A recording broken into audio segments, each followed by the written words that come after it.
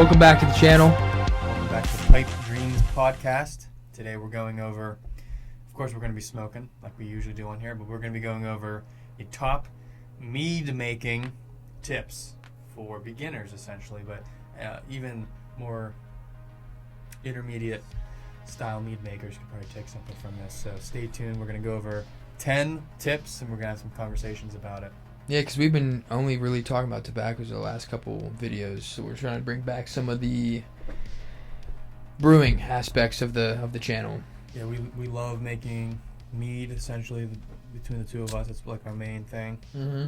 That's what we started this channel with. Yeah, so if you go back to some of our first videos, actually the very first video we did some country wines. So we carrot wine, banana wine. Those are some of our first videos. Yeah, those are the ones that actually took. Yeah, well, they took off pretty good. Yeah, carrot wine's got like. Carrot wine's interesting. Yeah, but. Did we ever drink it? Yeah. We drank a little bit. I think we poured. Yeah, I poured the rest out. Yeah. I have a better way of doing that. I have stuff at this point. That was very basic us. But yeah, let's get into the topic here. So we're talking about mead making. So we're talking about fermented honey. What am I doing? I haven't even lit up a pipe yet. Yeah, fermented honey is, if for people that don't know what mead is, it's another name is honey wine, because you ferment grapes and sugar. Yeah, wine is fermented fruit. Yeah. Well, so is cider. Yeah, but cider is actually, technically, like a wine. Okay. Maybe like an apple wine. Why they call it a cider then? Because there's complexities, and whenever it's like common enough for like that specific category, it's sort of just like can change the name.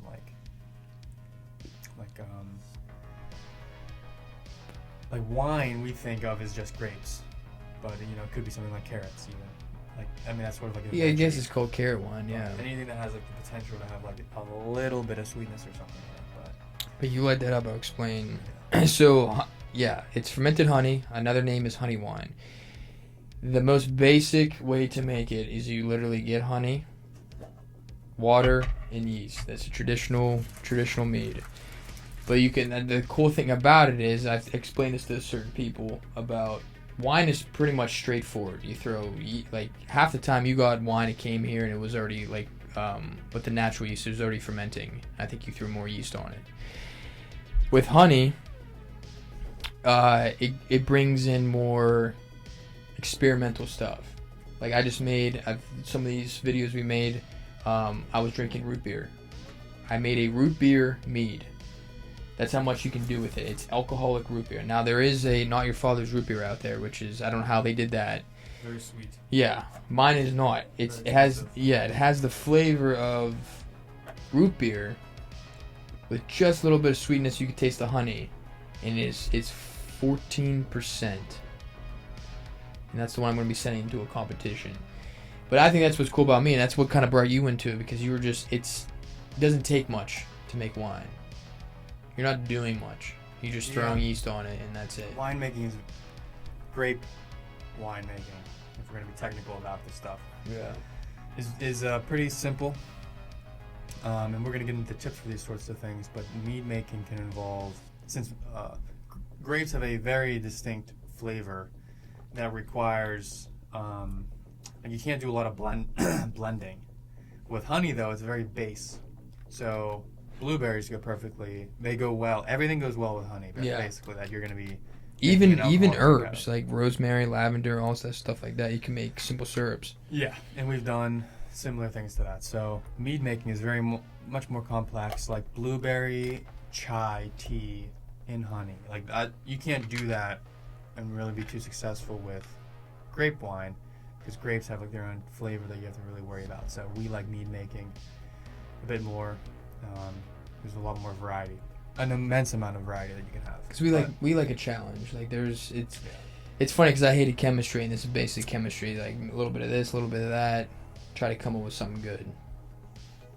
Yeah, so we can get into some of the tips here we have. And if you are extremely basic, this isn't going to be really the video for you. We can just run through some basic stuff real quick. Like generally just a carboy is what you're going to be fermenting in. So it's just a little glass jug, just any glass jug.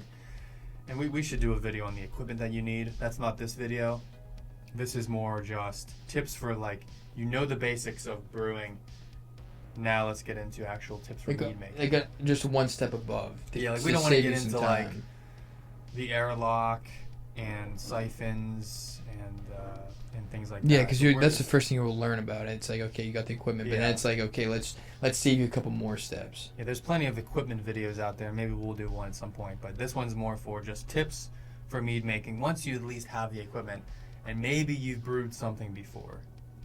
But I have a list of 10 things here. Let's just get to the first one. So documentation. Do you think it's important? Do I think? Yeah, because this is a fight that we always have around here. No, it is important. That's just laziness, I guess. So then, if you don't document... See, I document twice. But sometimes I forget the first time. You document a decent bit. You were just telling me earlier that you go down. You even come down here after 3 days to see if it's taken off. See, I go just by look and sound. If I see bubbles, it's taken off. I don't need to know a reading of it. But my problem is, as I had it with a couple, I always forget to I write down the beginning, and that screws up everything. I've got a lot better, but you definitely need to write down the beginning and the end because you're never going to know what the end product is. Now, the last one I just did, I don't kill my yeast. So if you don't kill your yeast and you add another product to it, it can kick up into fermentation again. And there's a different type of calculation you have to do, and I messed up because I didn't write something down, so I had to basically round what my percent was. Yeah, so documentation is very key, and especially if you're doing more than 2 brews, which we have I personally have 10 going on at a time, and then as I'm doing it, I'm thinking to myself, I know which glass jug or carboy this is. And I know I just added a little tablespoon of honey. I'll remember to write it down in a week or whatever. And you forget. And it usually doesn't happen. And even the label is on them. You can get real cheap labels to just wrap around the carboy to have. If you wanted to, you could do all your documentation on just the label that you have on it, the name of what it is, just exactly what you're doing. I like to have a little booklet, similar to just this here. Just a notepad, and every single page is just a new brew. And you want to have your starting gravity, which is, for those of you who don't know, let's just say you're doing mead. You're just your gallon jug with water and honey. You have a little hydrometer, you throw it in there, and it gives you a specific number of how much sugar is in there. That is obviously very important in making alcohol because the process of making alcohol is converting that sugar to alcohol. So you need to know how much sugar you have in there. That's the only way. That's the only way for home brewers to really. Yeah. Of course, there's you can buy very expensive equipment to figure out how much alcohol is in something, but. Because this reads sugar, not alcohol. Yeah, it reads sugar, not alcohol, and so you figure out how much alcohol is in there by measuring the starting sugar amount, and then throughout the process, the hydrometer, the thing that's floating in there, will slowly go down every time you go in there and test it. And the ending gravity, so there's starting gravity, ending gravity. There's a formula that you would use. We like to take starting gravity minus ending gravity divided by You're the one with the calculations. I just stick it in Google and it pops up. I go to the calculation. As he does that, so there's a different hydrometer that you can use for spirits. It actually measures alcohol. But the problem with that, I have one of those, but it starts at 20%. So it doesn't, meads don't get, I think the highest mead we've got was 18. Most meads don't go higher than that unless you've added stuff to it. There's a specific hydrometer for that. Now they have some out there that you can put it under this glass thing. You can look, I don't know what it's called. That's too high tech. I think it's more confusing. So for meads, it's usually measuring sugar. For spirits, it measures straight alcohol, but it's not low enough to get to the mead. Yeah. So sorry, I just blanked there. So it's starting gravity minus the ending gravity times at least 131.25. Ceiling's coming down. Some people do 135. So, and that kind of gives you your range of how much alcohol is in there. So it's how much sugar was in the beginning, how much was at the end. You subtract those two, times it by 131.25, or some people do 135, and that'll give you your alcohol percentage. I can never remember that number. Basically, we're just talking about documentation here. The important part is that you're documenting everything as you go. If you're killing the yeast and you're adding your preservative and your stabilizer, you should probably write that down so you don't over-add chemicals. And that's one of our points there. But not just documenting the beginning and ending. Yeah, everything. If you want to add acid. Yeah, you can get into that, but I'm saying, like, so, like, say you have, like, let's just go as basic as you can. Apples and, like, say you made, like, an apple pie flavor or something like that, and it's lacking the spices. You need to know how much you put in it so you can add more to what you're looking for. Yeah. That's what we've also talked about, looked into the competitions. The competitions, if you write down, that's what our uncle was saying. He's like, it's what you're telling me is in it. It's exactly what you taste. If you don't know what you're putting in it, you don't know what else to add. Like I said, it's chemistry. Like, you don't know how much you need more of this, how much more of that. You need to write everything down, especially if you want to duplicate the recipe. You need to be able to is it a 1-to-1? Do you duplicate it by, like, double, 3 times, 4 times to make it more concentrated? So you need to make sure you write everything down, and that's where I lack at because I'm just lazy. Must be. But yeah, no, everything I document. Yeah, and another typical general rule of thumb: 1 cinnamon stick per gallon. If you're doing mead, 2 is almost always overkill, I think. Really? Yeah, this isn't on the list, but I'm just It seemed enough. I'll watch some videos, and it seems like 1. I've done 2 before, and I did a big test, brought it home for mom and dad whenever in Sydney, a couple years ago, and it was always 2 was always too much. Little things like that, So just do your own experimenting and documenting, so you can replicate things, you can change things. Yeah, that's key, and a lot of beginners will just blow past that. But yeah, you should just document everything. What's next? Quality ingredients. So of course, in mead making, you're dealing with sugars, and there's cheaper sugars, there's more expensive sugars. There's a variety of different sugars. And as we just explained, there's a fermentation process, and it's taking a sugar and turning it to alcohol. The quality matters.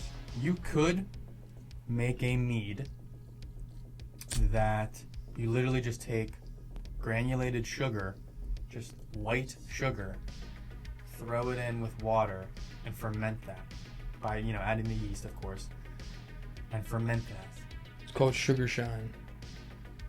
Yeah, it would basically create a very potent, like, you would taste the alcohol, and the final product would literally just be alcohol, like no flavor. Yeah, and then if you distill it, you got pure alcohol. That's what sugar shine is. Yeah. Now, then, if you wanted to, like, make the cheapest mead possible, and this wouldn't really even be considered a mead according to some people because it has to be fermented honey. But you could, of course, if it's just you by yourself, ferment literally granulated sugar, kill the yeast and everything, and then just back sweeten with a lot of honey to just hide that horrible taste. Yeah, I think we know people that do that. Well, there's one place we go to. I wouldn't be surprised if a lot of mead making commercialized places do that. It would be probably the cheapest way. Yeah. Yeah. But because nobody wants to ferment the honey and then add more honey, because honey is... It's expensive. I mean, most places it's probably like $10 a pound. Yeah. You need at least 3 to 4 pounds of honey per gallon. Yeah, so what other options are there? You use juice. Yeah, so I like to use juice, and that's another one of our points. But what that's not the same point? No, juices and teas is a different point. But I guess we can kind of talk about that in this. I like to use some juices. So, like, I'll add some honey, and typically it's wildflower honey or clover honey. Or bass. Some of the more expensive ones I like to use for back sweetening, because the sweetness and the flavor of that is going to stay there the most. Because whenever you ferment, whatever you're fermenting, a lot of the flavors are going to leave and change. On the honey. So clover and wildflower, where we live in most places around the world, are the cheapest honey you can get, price-wise. I'm starting to love clover. What's the black one? Buckwheat. Yeah, you gotta have a select, taste for buckwheat. It's like molasses. But yeah, I think that starting with clover or wildflower honey, you can get those in bulk, pretty cheap. Even orange blossom, those are probably like the main three that people use. Ferment with that. And then if you want, use some sort of mesquite, basswood, some more higher quality, more expensive honey to back sweet once the yeast and everything is dead. That's my advice, at least. But the quality ingredients matter, and it doesn't mean just buy the most expensive everything and just go all out, because there's better ways to do this. You also gotta make sure the juices don't. What's that thing that's in juices? If you're using a juice, don't use You gotta look at the ingredients. It can have absorbic acid, which is vitamin C. Yeah. It can have that, but it can't have really anything chemical looking other than that. Yeah, because the yeast it doesn't let yeast kick in. So if it's in it, it won't ever start back up. Yeah, and I did that, of course, before. And I've talked about that in the previous episode, where I had to drink 3 gallons of. Yeah, but if you're using it to back sweeten, doesn't matter though, because you've already killed the yeast. Yeah. But yeah, if you're starting with it, but yeah, quality of the ingredients definitely matters. That's just something to keep in mind. Temperature. Yeah. For the yeast. I'll talk about. Grab me that beer. The temperatures. So you need like more of a stable environment, sort of, for the temperatures. Like if you're brewing in the winter, and we do a lot of our brewing in the basement, and basement and garage just have to deal with this problem. Yeah, I guess if you're in a hurry, or if like you're just more particular and like, oh, it should only take this many months or weeks to get to this for it to ferment. Like if you're doing in the basement, in the garage, it just takes a while. I don't think it really changes anything. Let's see, it's coming down. I don't think it changes the flavor. It just takes a while. Like maybe so in the winter, it takes maybe an extra week or something to basically ferment. Yeast are very sensitive. Yeah. And some people even say, and we kind of follow this rule for the most part, whenever it's fermenting, at least, don't even have sunlight coming through it. Yeah, that's why we have everything wrapped. So typically, whenever we're in the fermentation process, we just put a black sheet over top of it. Yeah, we have this huge cage that we just have all our carboys on. Yeah, so yeast health is very important. And for me, I kill the yeast once the alcohol is made, which is typically 2 to 3 weeks. Mm-hmm. And then you can kind of follow different rules. But read your yeast packet. Actually, it won't say on the packet, but look up your yeast. See how high it can take your alcohol, because every yeast is different. We like to use Lalvin 71B for most things, not everything. It's a good general, to at least 14% alcohol, and it preserves the sweetness and flavors pretty well for just about everything. We like that with ciders, meads, wines. Did we do that video on which one's the best? Yeah, we did. So yeah, we came out with Lalvin 71B. Yeah, I used to use D47. Yeah. A lot of the old timers, and by old timers I mean like early 2000s. Yeah, it's almost in every mead book. Yeah, they promoted that like crazy, and I don't know why. I mean, it's not taste that great. I don't know. Yeah, it's a debate. But yeah, we started with just like most people by reading some of the early mead books. Yeah, we kind of just agreed on it, because if we're gonna eventually have we should be using this. If we're gonna be kind of mimicking each other, we should be using the same yeast. We can't be making certain similar things using different yeasts. So we kind of came to the agreement on Lalvin 71B. Yeah. So yeah, just pay attention, because it also not only shows the alcohol percentage that it goes up to, but the temperature range that it should be in. And if you're pushing the boundaries and you're stressing the yeast out, they're going to be setting off esters, I believe that they're called. What they said? And that's the foul. I think it's called esters, yeah. But that's the random foul tastes that it can be producing if you're kind of on the edge of the temperature range, on high or low. Like we down here in the basement before, our yeast has gone, at least mine. I brewed something like in November, and like I got super cold, and like all my stuff fermenting was done. So I'm kind of just gonna. But did it kick back up though? It kicked back up once I started putting like a brew belt around it, which is like this little belt you can put around it, plug it in, and it brings in the heat. Yeah, I think as long as you get it off the ground, you wrap it with stuff. I mean, temperature in the basement doesn't get that cold. Brewing in the spring and the summer, warmer months is probably the thing to do, because alcohol ages better in lower temperatures as well, like 50 degrees and stuff like that. So if you brew everything, the fermentation in the summer, and then come wintertime, you literally set it aside. Yeah. That is the best temperature for it to age in. Yeah. And then bottle it. You could bottle it a year later. Yeah, that's why we box it. Like I have Meads 4 years ago. I've boxed under the staircase. That's where all mine are. And that kind of leads into one of the other points here, and that's patience. If you follow that process, like we're kind of getting the habit too, of fermenting in the summer months, basically the warm months. We're in Pennsylvania, Pittsburgh area, so we have like 5 to 6 months where it's really nice, warmer, and then it's like 6 months of like borderline winter. Yeah. So basically, for me, I do almost everything on a year time frame. So I'll brew, and then it'll sort of like, after about a month of me fine-tuning stuff, maybe 2 months, of like adding spices, killing the yeast, stabilizing it, clearing it, doing all the basic things for the first couple of months. Then I basically let it sit there for like 9 months. Kind of get in the habit of doing that. So most of my meads going forward, and this is the other part is, it's good to have multiple projects going on, semi-spaced out. Yeah. Also, I think take advantage of what season you're in. Yes. Which I don't think that's the point you have on there. Well, not we yet. we could put that in here. So I've not been doing that. it's summer right now. Take advantage of fresh fruits. When winter comes around, Local. Local. Like Unsprayed.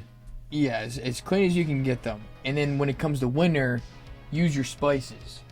But like I just think take advantage of. But if you were adamant of like, oh, I want to make this, frozen fruits, whatever. But the fresh fruit is the most. It's the freshest you can get. That's where it's going to derive all the flavors from. Instead of stay away from all artificial flavoring. I did an almond meadow sweet, and I'm very sensitive to artificial. I could tell you exactly if there's artificial flavor in there. Almond extract, don't use any extracts, any flavoring, stuff like that. Try to use it as natural as you get. So you crush up almonds, you stick them in there. I should just did that, and just Some things might be good that way though.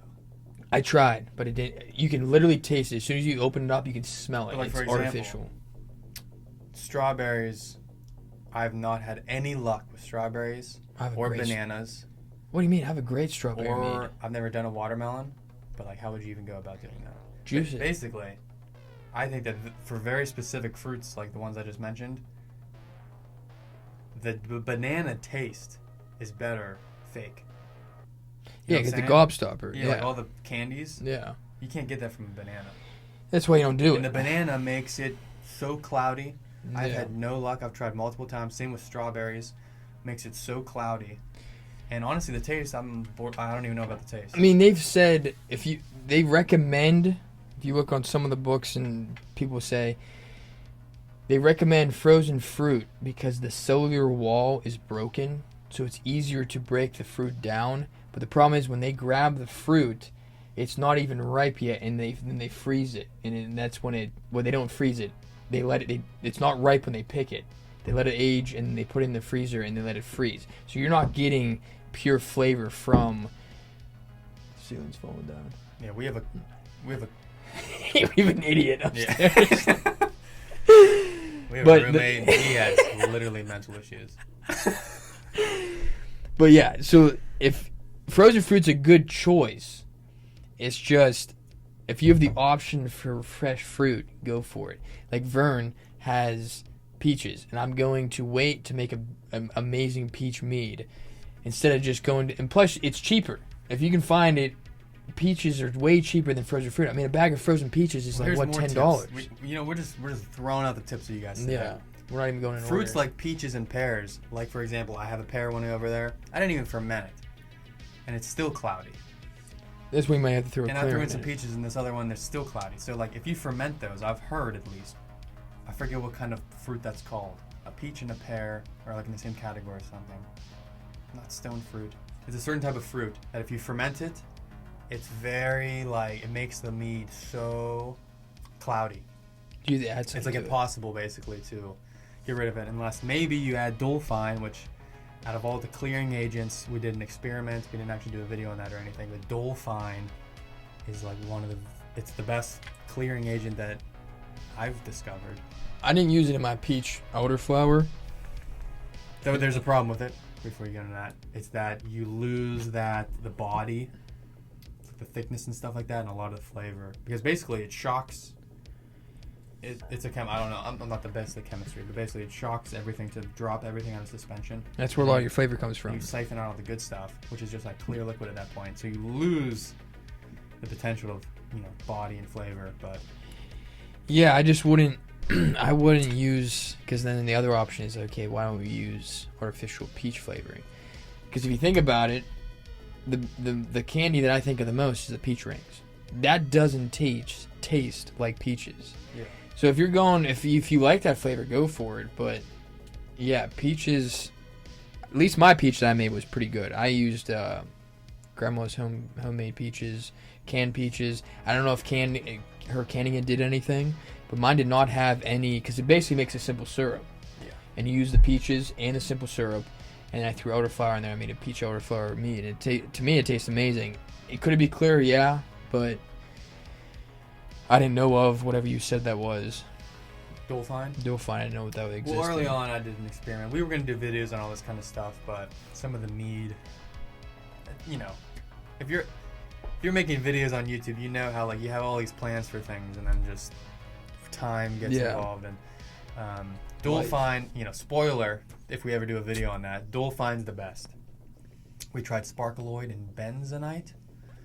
Dolfine is You might have did that. 2 liquids that you add, and it's great, really. What was I gonna say? Oh, yeah, for the home brewer, it is nice whenever we drink mead, knowing that it's actually fruit and honey and like local products and stuff that we're consuming. Honestly, it's rare that we ever get sick. I think that it's honestly very healthy whenever we decide to go, drink. If you're drinking a beer, there's like literally nothing healthy in that. Just carbs. If anything, if it's got hops, higher your estrogen. So that's the beer belly, right? So so everything in a beer, there's basically nothing in it. Like it's like bread. It's like a loaf of bread you're drinking. But with mead, It's pretty healthy. you got some local honey if you're shopping locally, some local fruits. The alcohol, which small amount of alcohol, frequently. It's same with tobacco, increases testosterone and stuff like that. Well, here's something that I will continue if you have anything to say. No, that's what I was saying. So for the artificial flavoring, I can see if like if you have a meadery, how depending on the local fruits and the prices, and like dealing with the clarity and all that kind of stuff, how you would just be like, this would be so much easier just to buy a bunch of peach extract, throw it in here with the honey, and you can just make one big batch of the honey, just add different flavoring to each of the different things, and just keep serving it like, yeah. That's literally one little ingredient different. Well, we can also talk about when you go to these meaderies. I've not been impressed with any meaderies that I've ever had mead from. Well, I got You've to had one around here because there's a very crappy one that I went to a few times, but it was it's a meadery, so it's doable. It's good and everything. It gives me some good ideas because actually I was gonna say the name. I'm not gonna say any name. We're in Pittsburgh, so there's literally like 2 meaderies around here.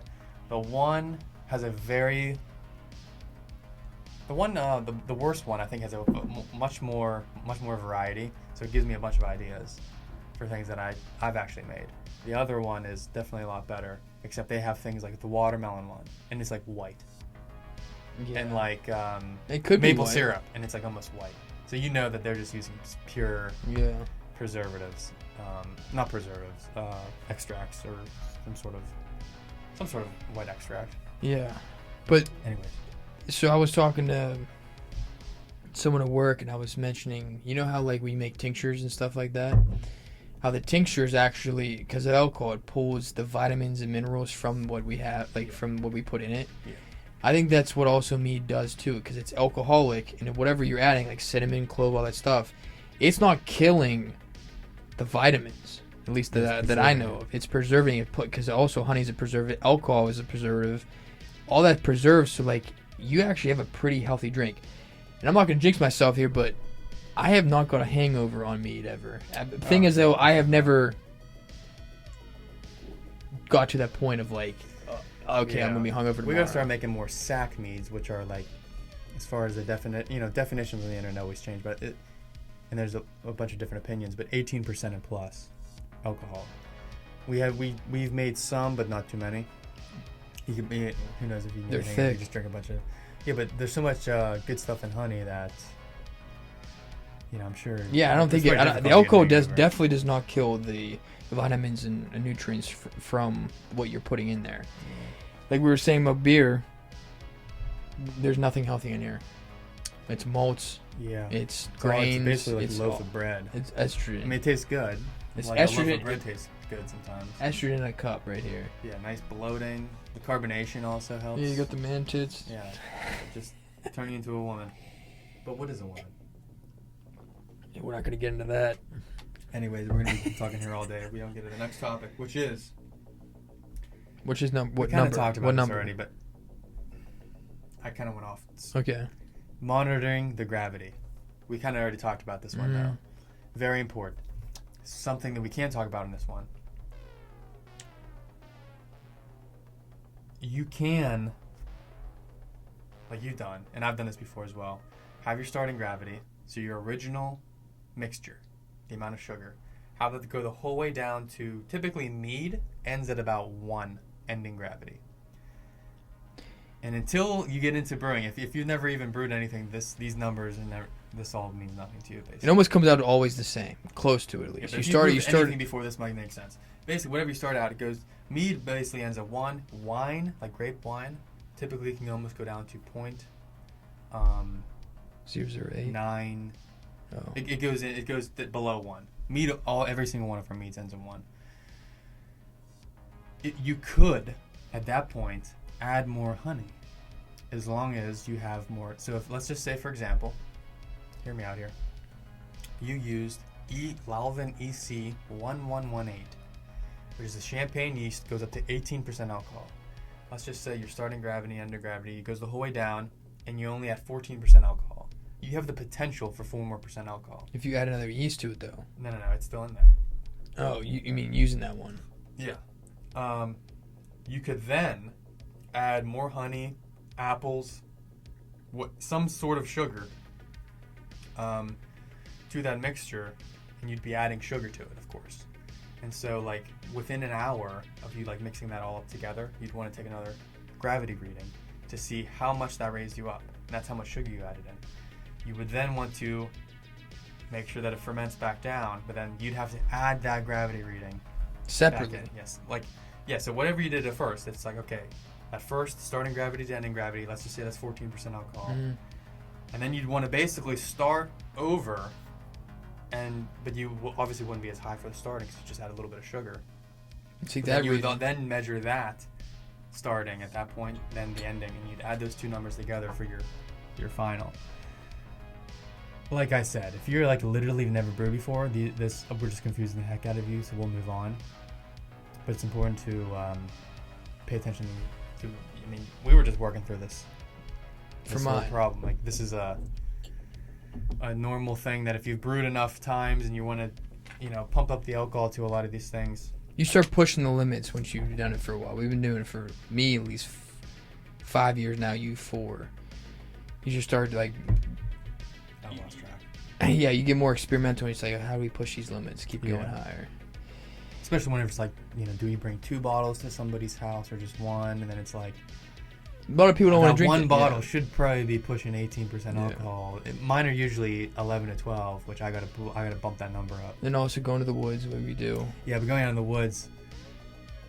Yeah, we talked about it before, the Allegheny National Forest last year. We're about to do another 3-day trip in the woods. Yeah, instead of bringing 4 bottles, like you did. It would be nice to bring like 1 or 2 because I'm tired of my backpack weighing freaking 75 pounds and half and it being come in from pure the pain bottles. the entire time. Yeah, half of it's mead. I'd rather it be like 2 or 3 sack meads, Because if anyone's ever slept in the woods without a cot, You need to numb You the, need you to need to numb. numb the senses. you Yeah. need a pipe and mead Yep. or some sort of liquor. Beer will not cut. Yeah, the other way that we're thinking about doing is what I did out in the woods. I made a mead, and I added moonshine to it. That is something we're We're gonna get more. towards. Yeah, we're gonna get more experimental with that, because if you make a peach mead, then you distill some peach moonshine. You add that to it. It should not change the flavor, but all it's gonna do is increase the alcohol, because you don't have to add much moonshine to it. It should increase it. Because I was talking to someone at work about this too. He makes wine. About your thickness of your 18%. It's almost like it could be close to if you ever seen a guave. It's like a nectar. I get more nectar than syrup. His was more nectary, because the more you add to your product, the thicker it gets, because you're adding more honey, more syrup, whatever. It gets thicker, because the stuff you gave me in math at one time, it was pretty thick. Now the stuff I had in the woods, it was thin, because you're adding moonshine, which is as thin as you can get, and you add that to it. It doesn't change the consistency of the mead. So that's why I'm going to start venturing towards that way. Just top each bottle off with just a little bit of mead. Take it, because you could just measure it. How would you measure that? I guess we'd have to figure that out. You'd almost, at that point, we might just have to buy the machine that there's like a little dropper. You Yeah. put it on the thing and it tells you how much alcohol is in that. Because it wouldn't be measuring the sugar. You'd be going completely off script. Yeah, because with adding the moonshine, you could probably get to, depending on how potent you want it. 25% alcohol, you could probably get it to. It would be pretty tasteful. Yeah. Let's move on to the next topic. Yeah, what's the next one? Oxygen exposure. Now, for beginners, whenever you first add the yeast to your must, it's called, the mixture of the honey and the water and the yeast, that's the must. Must for mead. I forget what it's called. The mash for beer. It's called the must. Or Yeah, mash wash for beer. Mash for liquor. Must for honey. I think wine and Honey. mead. Oh, yeah. So, oxygen is good for like that first week or two, basically. Yeah, The you yeast just need to feed off that Yeah, you stuff. want to just. So you want to use your mixing stick every single day, twice a day, mix that up. One thing you could do too, if you want to not use the stick, if you take the siphon to transfer, if you just take that and put the tube in there and you just literally pump it full of air, Okay. it's like a Like a wheel bike. pump, sort of. Yeah, you just pump it. I used to do that. You want to make it as much oxygen as possible, because it feeds off of sugar and oxygen. And you want to make it, you basically do that for what, 10, 15 minutes before you let it sit down. And now I don't do any, do you do it during its fermentation? Yes, because it's releasing the carbon Yeah. into the air and it's introducing oxygen in to keep it going. So the first Until, you're gonna you're gonna be busy for the first 2 weeks if you want to come down and pump it every single Yeah. day. But once the alcohol is all there, you do not want to have any oxygen exposure. So typically, a few days before it gets to, like, for mead at least, ending gravity of 1.000, a few days before that, you basically want to, like, just cut it off. Wine is a similar process where you want to transfer. So you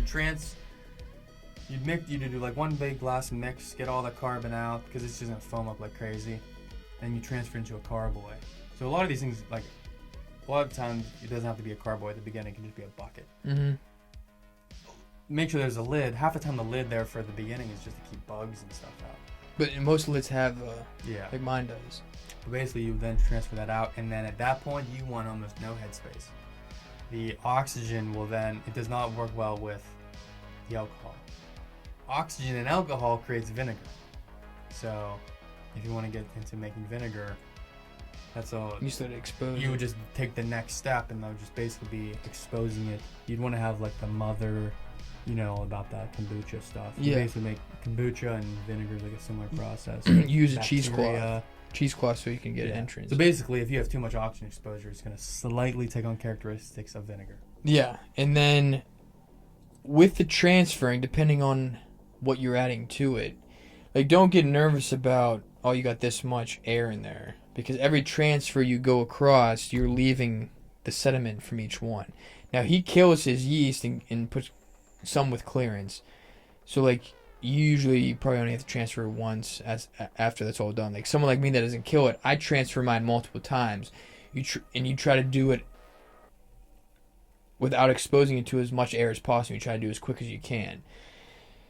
But like if you have this much on your carboy, I don't think it's bad. But like because each time you transfer it over, you're gonna lose some each time. So Yeah. but ideally you want to start almost at the very top. So only like the kind of the head, the handle, and a little bit more I'm okay with. Anything more than that, yeah, you just gotta. Especially for long periods of time. If you're aging something, if you're about to set aside and be like, I'm gonna look back in on this in 6 months, you don't want there to be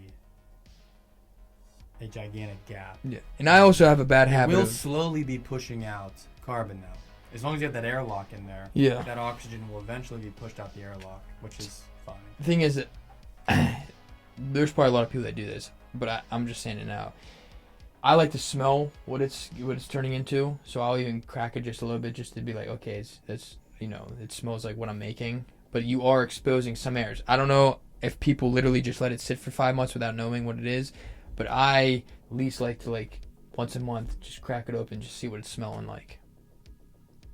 Like I just did. Yeah, but I mean, we're mostly talking about make sure that the bung and the airlock are secure in there.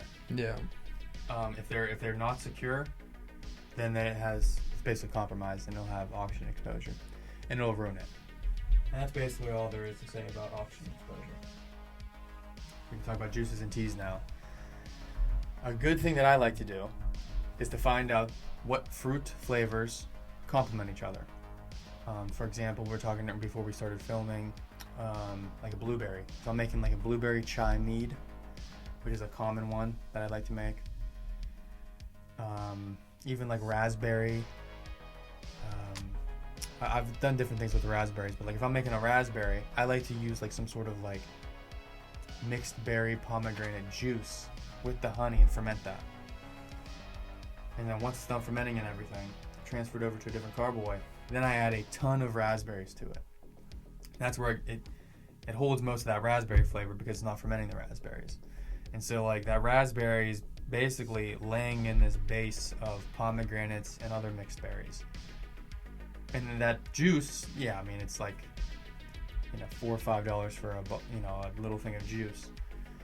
But it's one, you're probably saving yourself a little bit of money, but you're also adding in this whole new complexity of different flavors below the raspberries. You know what I'm saying? Mm-hmm. Same thing with apples are good for complementing blueberries. And there's what's the name of the book? My book? No, the book that I have, the food. It's like the Food Bible or something. So yeah, where certain foods complement certain things. Yeah, there's a whole list. But like rosemary for. So I use apple juice and honey, ferment that, and then I'll add a ton of blueberries and chai tea packets on top of that once it's done. And that apples really it complements. Now, the one thing you don't want to do is bring in two different flavors that compete with each other. So there's complementing, which is great. There's like a base flavor, like it's very basic. Like if you just add like a scoop of granulated sugar, that's not going to compete with anything. It's not going to complement anything. Two things that could compete with each other are like if you had like maple syrup and raspberries. Those two probably don't go well together. And like hibiscus tea. Yeah. It'd be like, well, okay, this is just freaking chaos going on here. But you could, blueberries and chai go well together with a good apple base. I know I've tried that. That's pretty good. And I've been really hitting that. Almost every brew, I always think right off the bat, instead of me spending all this money on honey, what if I just get a nice juice to complement it? They'll save me just a couple bucks, but also add a ton of complexity. So whenever you're drinking it, it's like, okay, you can taste that, the main flavor of what it is, but then you can kind of taste, okay, with a little bit of pomegranate almost, a little bit of whatever. But anything to add? No, you pretty much hit it there. All right, so the next thing is balancing everything. So which comes in with writing things down. Yeah, but like just balancing in general, like give that later. Yeah, balancing sweetness with like the alcohol, and balancing the acidity with the tannins. Those are kind of some general things that people like to balance. Like, if you're taking a sip of something and all you taste is just alcohol, it's probably super dry. Like, a lot of dry things, all you taste is alcohol. You're probably going to want to bump up the sweetness a little bit. So just add a few shots of honey or something. You don't want it to be too sweet. I mean, unless you're into just like the desert meads. Roof's falling down. Yeah, there's something going on up there. It sounded like somebody just took a knife to the hardwood floor. Yeah. Holy crap. It did. What were we even talking about? The tannins, though, is sort of like that. The body.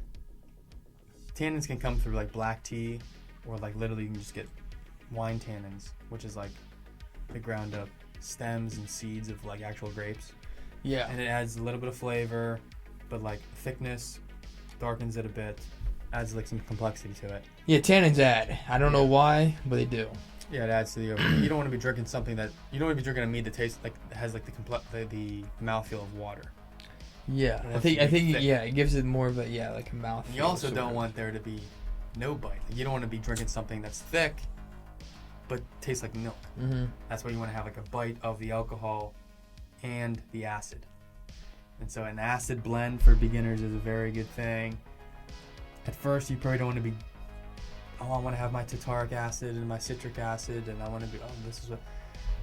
Acid blend has a good blend of the three main acids, and the malic is, I think it's the other acid. So just pay attention to that. Almost everything at this point, I'll sample after a few months, and just kind of make my. Yeah, you just don't want anything that's overwhelming. Yeah. Like ginger, I was thinking like, okay, you got mouth hit. Like ginger gives a throat hit. Mom doesn't like Moscow mules because she's like, oh, it burns my throat. Like ginger, you gotta be very careful with because ginger can come off as like, oh, this is real alcoholic, but it's just that's ginger itself. If you drink it, it hits your throat. That's why I call it like a throat hit. It's like, okay, there's something here. If you like you said water, it's like you're drinking this stuff. It's like water. It's like you want to know that you're drinking something. Like okay, you don't want to be too thick, too thin. You don't want it to be too acidic. You don't want to be too alcoholic, but you want to have little bits of each of these. Yeah. And that would lead us to our last and final point. That is stabilizing and preservatives. So I use none of that. Here's my problem. I'm not familiar with these at all. I wanted to age a wine, one of my very first wines, and I did. And it was like 2 years later. It tastes like crap. And then I was doing some research and like it really seems like you need a good preservative if you're going to age anything more than just a couple years. But the benefit of mead, it ages well by itself. So I don't think you really need a preservative. Maybe. But I do agree that you need a stabilizer though. Yeah, stabilizing kills the yeast, and that you don't want to be drinking yeasty. The problem is not yeasty. You don't want to open a bottle up like 5 years later and just. Yeah. Or not 5 years later, you find a box and it's got shattered glass everywhere because it was fermenting in there and causing carbonation. So basically, at this point, I use potassium metabisulfite and potassium metabisorbate. The sorbate is what kills the yeast. So as soon as I'm done fermenting and I know that the alcohol that I want is there, immediately I go over, I take my potassium metabisorbate, throw it in there, mix it up for like a day or whatever. I know that the yeast is basically dead.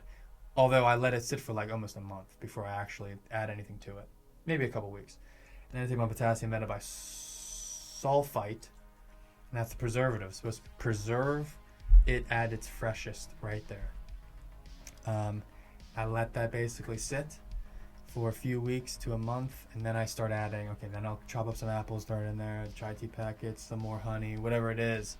And I don't have to worry about it immediately starting to bubble back up. That yeast comes back to life, a colony starts to form, it thickens up, and then you have a whole new problem on your hands of like, now you have to calculate the new alcohol because it's eating all the sugars, and now it's not as sweet anymore. Every single time I follow this exact process. Yeah, the reason I don't do any of that stuff, I just don't want chemicals. But I think my last one, I might be leaning more towards stabilizing. I want to avoid as much chemicals as possible to my meads. But I am sick and tired of waiting months, and like you said, just not knowing that it's killed. Yeah, it's a lot of not knowing because I've wasted too many things. Like I really liked this apricot ginger that I had, mead. Mm-hmm. It was so good on day one.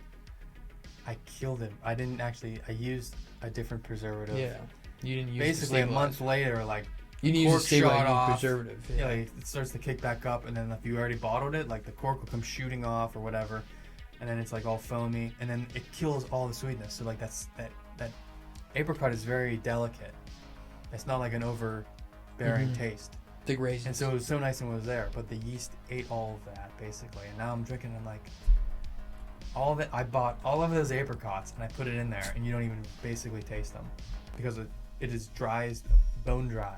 There's no apricot sweetness. I'm done. I'm done messing around with that stuff. But that's basically the 10 points, and we probably went into a lot more than 10. Yeah, I'm kind of worried this is stopping, recording. I hope not. We went in. It's just kind of hard to keep them basic, especially if you've done it for so long. It's still like there's so much that we want to tell you, but that's pretty much the 10 points. If you have questions, just throw in the comments. We keep up with that. We don't have enough subscribers that it even like. We'll answer whatever you say. This is what we've been smoking. Three Nuns, C.S. Lewis's favorite brand.